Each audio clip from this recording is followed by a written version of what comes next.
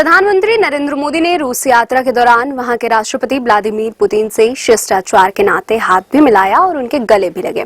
मोदी का पुतिन के गले लगना यूक्रेन के राष्ट्रपति वोलोदिमीर जेलेंस्की को रास नहीं आया। उन्होंने कहा, दुनिया के सबसे बड़े अपराधी से गले लगना बेहद दुखद है।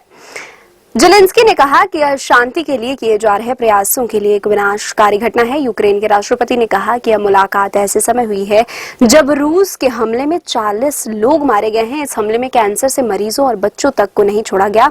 दरअसल प्रधानमंत्री मोदी के रूस दौरे से ठीक पहले यूक्रेन के एक बड़े अस्पताल पर रूस का मिसाइल हमला हुआ था। उल्लेखनीय है कि फरवरी 2022 से रूस और यूक्रेन के बीच युद्ध जारी है। सूत्रों ने बताया कि पुतिन से बातचीत में प्रधानमंत्री ने यूक्रेन युद्ध के संदर्भ में इस बात पर भी जोर दिया कि युद्ध भूमि में कोई समाधान नहीं निकाला जा सकता है, इसलिए संवाद और कूटनीति के रास्ते पर चलने की कोशिश की जानी चाहिए।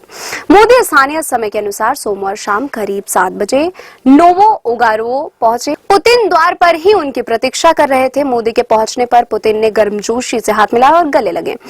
इसके बाद दोनों अंदर चले गए। पुतिन ने प्रधानमंत्री को परम मित्र कहकर पुकारा और सबसे पहले चाय पर चर्चा की। पुतिन ने मोदी के लिए निजी भोज का आयोजन किया और दोनों नेताओं के बीच विभिन्न मुद्दों पर अनौपचारिक रूप से विस्तार से चर्चा हुई। सूत्रों के अनुसार प्रधानमंत्री मोदी इस यात्रा का फोकस आर्थिक एजेंडे पर है, जिसमें ऊर्जा, व्यापार, विनिर्माण और उर्वरक शामिल है। दोनों नेताओं ने इन क्षेत्रों में परस्पर सहयोग बढ़ाने के उपयोग पर चर्चा की।